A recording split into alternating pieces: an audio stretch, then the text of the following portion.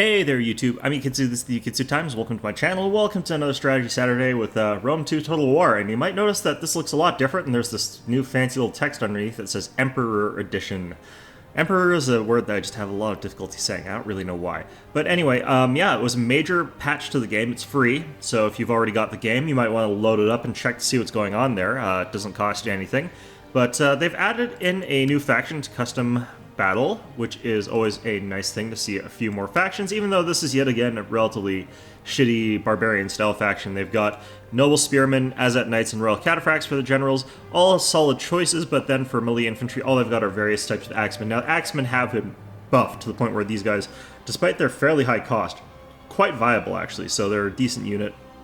Spear infantry, we've got noble spearmen, Persian hoplites, eastern spearmen as always, completely in utter pants. Persian hoplites, they're not terrible, and the noble spearmen are good, but in my opinion, just a little bit difficult to justify in the overall composition because they're able to get the royal cataphracts, the eastern cataphracts, and these Persian cavalry. The Persian cavalry are very nice. Now, this is Armenia, I forgot to mention, but they've got pretty decent eastern style infantry archers as well as cavalry, and that helps make up for the sort of lackluster barbaric style infantry units that just don't really do much. Now, they have got these elite Persian archers. Archers, as you can see, have got a little bit more damage here than they used to, and that does make javelins, which were already really quite bad, even a bit more of a joke, because you've now got this 41 damage compared to this 35 damage and the massive range disparity. And then slingers, they're now still good. They're still a solid choice, especially for skirmishing against other ranged units because they're shields.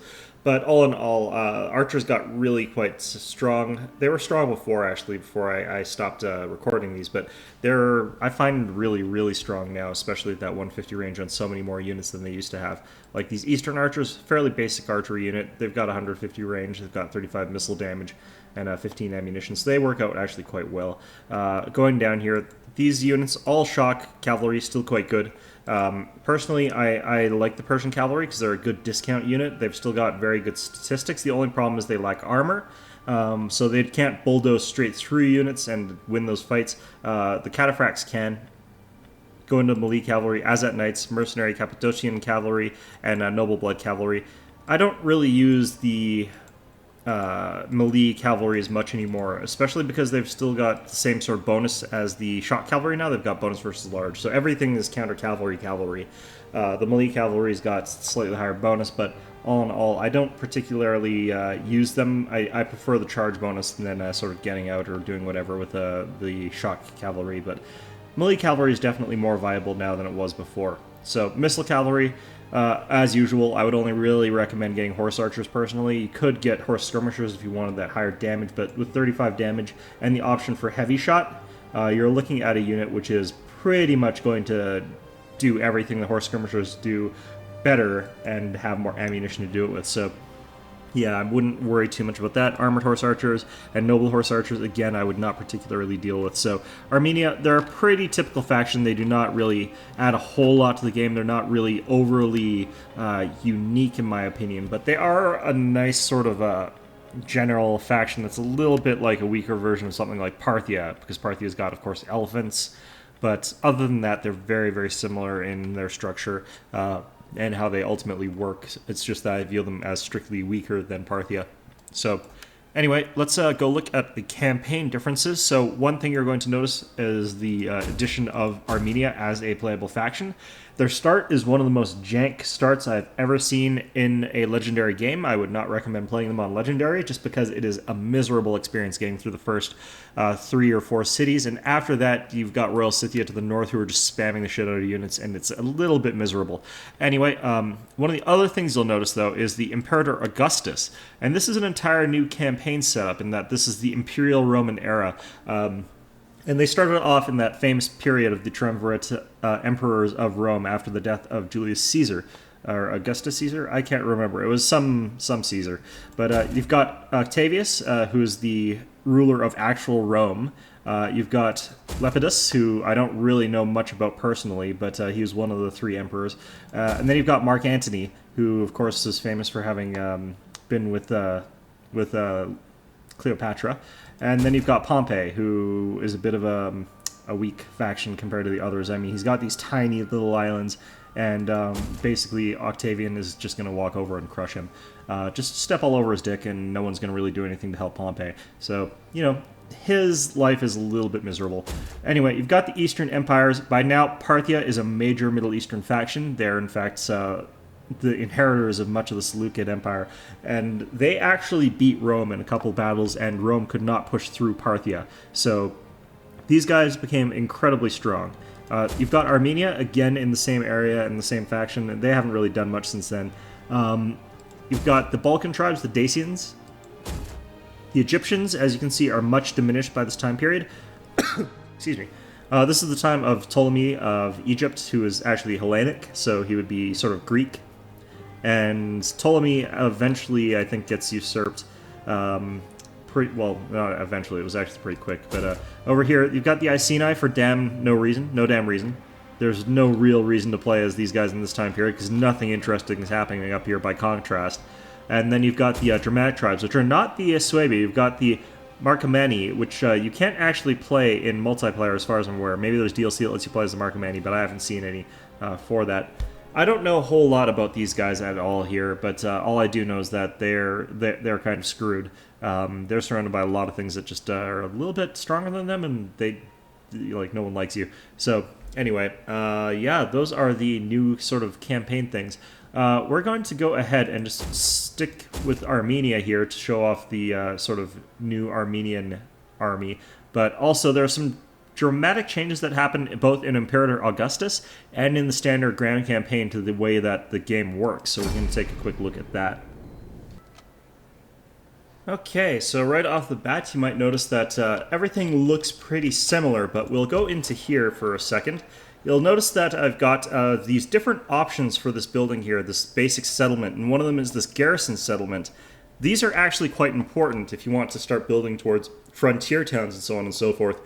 The garrison settlement is what lets you sort of lightly defend a town. You'll look at what the provided garrison is here. If I were to take this, it provides me with Axemen, Hillmen, Persian hoplites, Eastern spearmen, Eastern archers, and elite Persian archers as the basic garrison of this building. And that is actually a fairly substantial garrison. Similarly in this town over here, which has an iron workshop, it's got a pretty decent number of troops, but it's not necessarily as much as if I had a sort of more military style establishment, although I'm pretty sure that the iron workshop is one of the more military style ones. So that contributes a fairly major component of that style of what you're going to be doing here. Of course, you can also convert dismantle here if you want to, but all that interface is about the same. I know that some people, for whatever reason, a variety of reasons, disliked the interface as far as that one, but I do think it is quite practical. So down to the south here, you'll also notice that I'm at war. That works much the same as usual. My units, as you can see, recruitment, all of that is sort of similar. One of the big changes that apparently has happened is that the way politics happens is quite different. Oh, I'm at a war with a lot of people. Never actually checked that. Anyway, but yeah, the actual politics have changed slightly. Diplomacy's been tweaked a little bit. The major one is how your faction diplomacy works. You can look at this politics chart here. Now, you want to have the majority of seats in the court, as the case may be, or the Senate in Rome. Other families, they constitute 41% of our court here. My family is 88% of the court nobles. And you've also got, of course, your typical gravitas and such from your dynasty here. And that influences how many of the court nobles are going to support you and how many are going to support the other factions. To make them support you, you would, for instance, pull in this guy here. He would pull in 32 senators, and that would increase my influence or whatever. I'm not actually sure if that I think that's gravitas actually, so I don't think it's directly that, but it does influence how much of the Senate I can control. So now civil war is indicated by this bar here, and that depends on how many people are from the other courts, or if you're in Rome, how dictatorial you are. If you're too strong a single dictator and your family is unopposable, then they are more likely to cause civil war. For most other factions, civil war happens when your faction becomes too weak and you get challenged by other stronger factions. So that is sort of that, as it were. Imperium works sort of the same way it did before. You want to increase your Imperium so that you've got more armies, dignitaries, spies, fleets, edicts, all of that other stuff that you need to have to succeed in the game. But at the same time, as you can see, the public order penalties, the political action costs, all of that stuff starts increasing very rapidly. So it becomes very expensive to run your empire once the Imperium gets to the higher levels. So having it low is not necessarily a bad thing. Having it high is not necessarily a better thing, but you absolutely need it to be higher once you start expanding out into more of the world. So that's, again, the same thing. So we're going to go ahead and look around our cities here. The building trees have changed slightly. You'll notice that this herding ground, well, actually, no, that's largely the same. But we can upgrade to a wrestling arena here. And if you follow this chain upwards, you'll notice that this doesn't actually really start costing food. And they've really done a tweak to the way that this game works as far as the food and public order balance goes. One of the things that I always thought about this is that, like, honestly, I never had a real problem managing the food or public order aspects of this game, but a lot of people did. So this will make it easier for those people, and it doesn't honestly do much to affect a person like me, because honestly I just don't care. It's fairly easy to balance those elements pretty easily. You'll notice that the other ones that you can build, such as the Royal Palace here, this does actually reduce your food, and it does reduce it by quite a huge amount. But a Royal Palace is there for a different reason for this.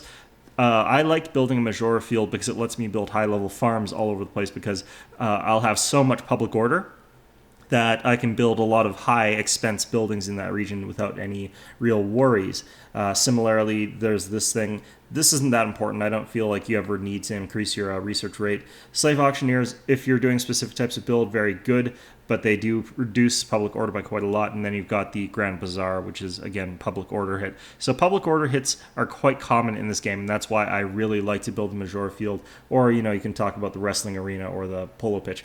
All of those things, sort of similar concept. It's important to have that, and then once you've got that, you can just ignore public order in that entire region for the rest of the game, basically. Just upgrading it whenever you get the chance. So that is a bit of a difference to that element. Now, other than that, there have been some changes to the battle system in this game. I'm not really in a great position to show that off on this particular turn, just because I don't have any armies, of course, but, you know, that's sort of the way the game works sometimes. I could send these guys down here with the spy. And I'm going to actually do something here. It's a bit hit or miss as to whether or not it'll work. But let's try and poison provisions of this army here. Okay, he did not succeed. If he had succeeded, he would have leveled up, and then I would have been able to go into the next turn, and he would have done another action. If he succeeded that, he would have leveled up immediately again. So agent and generals level up very, very quickly in the new patch. So if you were having trouble before getting your characters to the stage where they were relevant, where they could do things, honestly, they've made it so that your guys level up much faster and much more easily, but they still die quite quickly because the turns are still quite short as far as, the turns are still sort of that very short period of time. So you end up in that situation where you're still going to have to struggle to make sure that you're actually getting your armies leveled up here. But at the same time, you don't have to worry about it as much because you're kind of going to level up a lot faster. Ah, damn it. Okay. Not sure what the hell that was. Anyway, let's move this guy over here. You'll notice that we've got this same sort of tech tree as we did before. The difference is that in Imperator Augusta, or whatever you want, I can't pronounce the words, but in this version of the game, you can actually start with things like a bit of research, so you don't actually have to start from scratch completely. That's perfectly acceptable. I'm going to learn the wrestling arena there, and I'm going to build a trade settlement here, so that's going to be my start. You start off with quite a lot of cash, even on legendary difficulty, so that's not something I'm going to be worrying too much about. And I'm even going to move these guys all the way down here. And come on. And we're going to recruit a Persian cavalry and 2 of these guys. So that should help us punch through these guys, maybe, potentially, I don't really know. If you play the Armenians in the standard game, it is much, much worse in certain respects because there's nowhere that you can safely attack, and everybody builds up their forces very quickly. In this one, I've noticed that you start off with war against a lot more people, though. So, like, honestly, you're probably just as screwed in this one as these guys. They're kind of another one of those factions that starts off with a lot of very weak infantry, which is very sort of irritating in my opinion. Having to work with those sort of eastern whatever units is not really my favorite sort of thing in the world. Is their general seriously an archer? Alright, well, if you look here, still got the same sort of auto-resolve chances here. We've still got the remaining force predicted thing, stuff like that. We've got close victory and our win chance here. I'm going to actually fight this one out just so I can show you the combat being a little bit different. It probably won't actually make a tremendous difference, though, since this is a very weird battle here. Alright, so here we are on the battlefield. Going to move my units into position here. Get these guys just sort of back here, and I'll sort of get my general ready to flank if I get an opportunity. And that's going to be that. One of the things that I'm going to show off here. You might notice in general that there's less abilities in units now. So for example, these Eastern Slingers don't have rapid shot or point or precision shot anymore. The general still does maintain trample with the Royal Cataphracts, but I've also lost shield wall on these Eastern Spearmen, and units in general have lost a lot of their abilities and formations, which I think is a bit of a negative thing. A lot of people thought that it was unrealistic that units had these air quotes abilities. Most of the abilities are simply formation changes or simply exerting themselves for a little bit harder. In medieval warfare, you didn't actually go out full 100% of the time.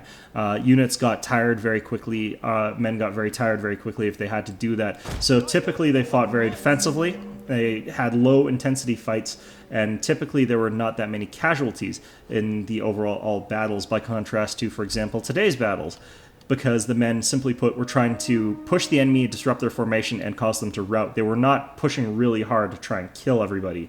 And I think that sort of was part of what was in the game before, because simply earlier versions of the game, it was more or less, if you wanted to push through an enemy really, really hard and really, really quickly, you could, but at the same time, now you can't. Like, your units are stuck on that sort of methodology of not trying to kill the enemy necessarily, but more or less trying to, I don't even really know what the hell they're trying to do. They're just trying to do nonsense.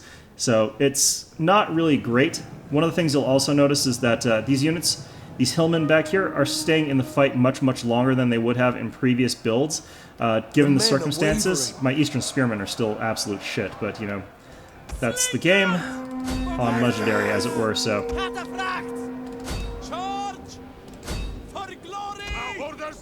Okay. We're gonna go after their general here.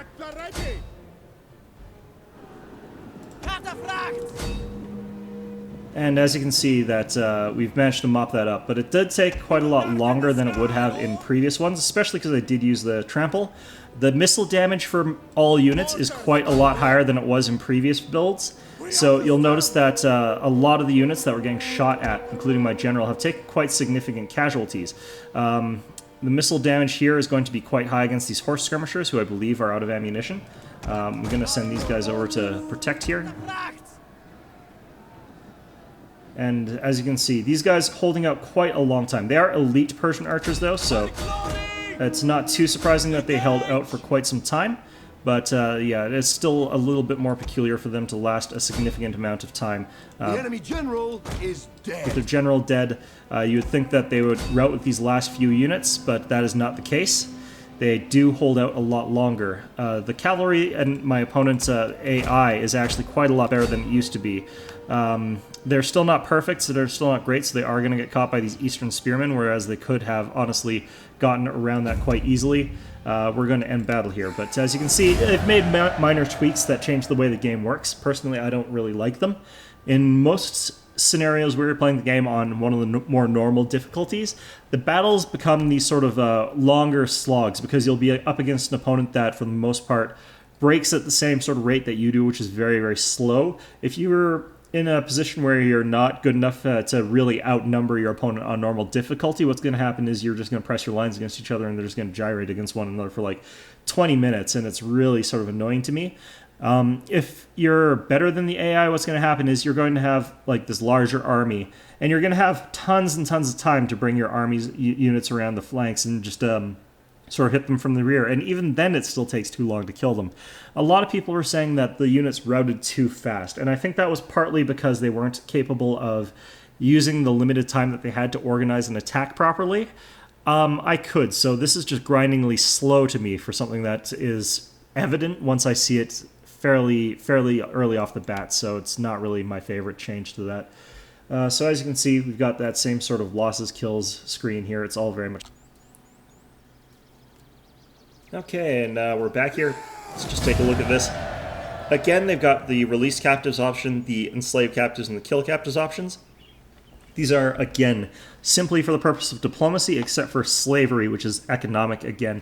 Now, at this point in time, early game, if you're playing this, you'll typically want to not enslave captives, and you'll want to know who these guys' allies are. I know that it's better to release captives here in this particular case to prevent all sorts of problems that could otherwise crop up. And as you can see, my army has gotten a little bit dinged up, but I've gotten a lot of experience from that particular battle. Particularly for our general, cataphract units, especially cataphract generals, tend to accumulate a lot of the experience. But as you can see, single battle, and I've gotten this level up, and I'm quite close to level 2, so that's the peculiar thing. People level up much, much faster than they did in previous builds of this game, so whether that's good or that's bad is going to vary very much depending on your point of view. So that is something that you're going to want to consider. I've got a much more powerful army now thanks to this Persian cavalry. That's going to let me push into these guys and just completely and easily wipe them out before moving on to Fraspa. But that works about the same way that it normally did. It's just that cities are harder to take now simply because they're in this situation where each city has a much larger garrison because of the way those buildings work.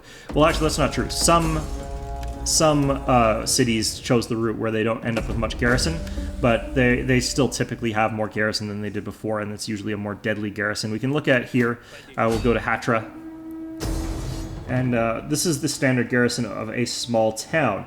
It's got a Persian hoplite, which is a mid-tier spear unit. They've got Hillman, which is a okay sword unit, axe unit. They've got 2 units of mobs, which are still trash, but they've also got 3 archery units, one of which is an elite Persian archer. So this is actually a very formidable garrison. By contrast, earlier it would have been something like 2 slingers and like 4 mobs. It would not have had any of these higher level units, and their garrison leader would have been in something like an Eastern Spearman unit or something like that, or maybe it would have been a Hillman unit, but they end up with these much, much stronger armies around these areas. And we're going to move this over here just so that we can show you numbers do still make a tremendous difference. We're going to show you the auto-resolve sort of feature this time. Again, you just want to pick the stance that gives you the highest remaining forces while maintaining the same victory chance. So in this particular case, we're going to pick aggressive stance. And that's going to get us a quick and easy kill of Hatra. And we're going to get to look at the buildings that they had to provide that kind of garrison. We're going to go ahead and occupy it. And they're incredibly unhappy that we've gone ahead and done that. But as you can see, this is a basic village. It has not been upgraded yet, and a basic temple. The shrine does not provide any reinforcements at this point in time, and I don't think any of these shrines actually do. Yeah, they don't. So if they had upgraded to the garrison settlement, they would have had a much stronger garrison here. They would have had an additional unit of hillmen. They would have not had any mobs, but they would have had more... They would have had 2 Eastern Spearmen, so it would have been a moderately stronger garrison. I shouldn't say much stronger, but it would have been enough stronger that it would have been a big difference. So honestly, the villages are quite a bit harder to take than they used to be, but they're still not terrible to try and take, so it's still going to be one of the major things. They've also gone around a little bit, and I find they've improved the AI and their behavior, so they don't tend to starve themselves, which is something that sometimes happened in the previous builds. One of the things that you can do to cause your enemy to starve themselves deliberately is to just go around taking all the minor settlements, because these are going to be the settlements that have the food supplies. And once you've taken out the food supplies, attrition is going to start hitting their armies, and they're going to all die. It's a very effective strategy against the AI in this particular game. So I would highly recommend trying that out if you're not having a good time sieging these bigger walled settlements, because sieging big walled settlements, if you look here, like they've got a very, very decent garrison, just a basic royal large city here. If you got into the Royal Curta, it would have been a little bit more, but all in all, with the walls, it would have been a very difficult place to take. So yeah, that sort of compensates for before, though. In previous builds of this game, if you didn't have an army someplace, it was guaranteed to fall to even the smallest, most puny forces. So this, I think, is a positive change to a certain degree, but at the same time, I also think that's a little bit annoying trying to have to take the enemy cities that are like that. But anyway, that's my look at the new update for this game. I'll probably be playing it a little more, but I hope you found this enjoyable, and of course, as always, I hope to see you all next time.